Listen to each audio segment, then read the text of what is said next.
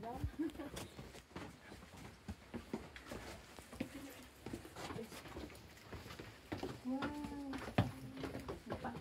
so ma'am and sir, welcome to the Crystal Cave. Very so nice. This type of cave, ma'am and sir, this is solution type of cave. So this is calcium, carbonate deposits. No? That's why mostly sa mga stalactites and the stalagmites are all pure and white. No? Understand?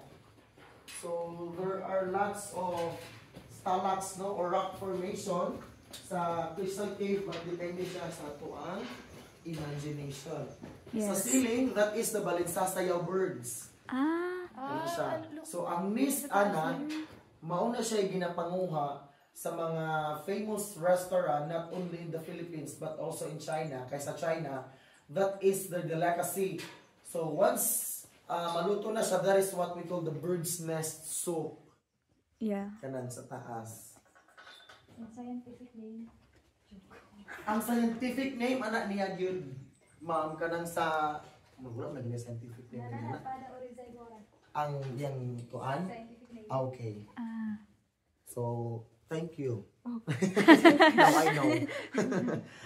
So, there are two types of calcite deposits ani ma'am and sir sa crystal, no? So, the first one, ani mo na siya. Kanang mga white calcite.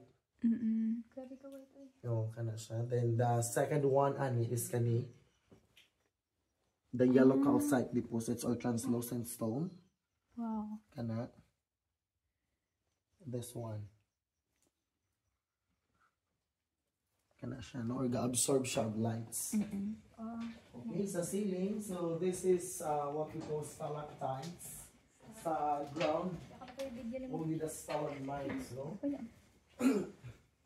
So, as you can see, ang mga stalactites na nahulog kay tungod po na siya sa earthquake, no?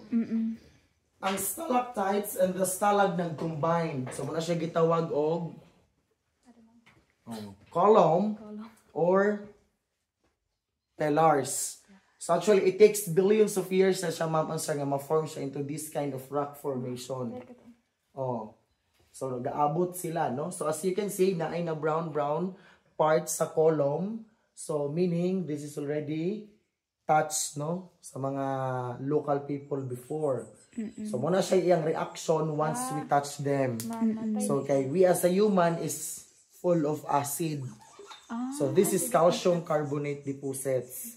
So, they are very sensitive, good, sir. And, as long as continuous dripping ang iyang mineral, so, from time to time, ma-recover lang na siya. Ah, oo. Ano? Dagan kayong mga sayaw-sayaw birds. Kana. Or swiftlets. Diba? Kana? Tando ko na.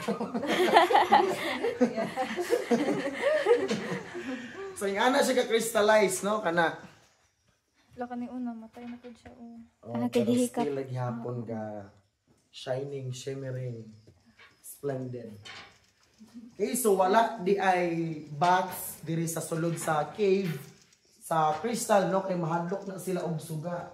So most of them naa sila sa second cave, ang zero visibility cave dito, one of the darkest cave here in Madinay. So actually ma'am and sir, pwede talaga na siya i-visit din ang area. Napa na siya 7 meters, but sad to say is according sa Belgian and Dutch, ilan ang na-survey year 1989, wala na gid na siya oxygen diha nga part. Oo. So muna siyang that's the reason why ang bridge is taman ra gyud. Diri ra gyud. Oo. So take your time, ma'am and sir, to take a picture Okay. or video. So pwede mo picturean pod. Sige, pa-picture tatanan. Sige, here up.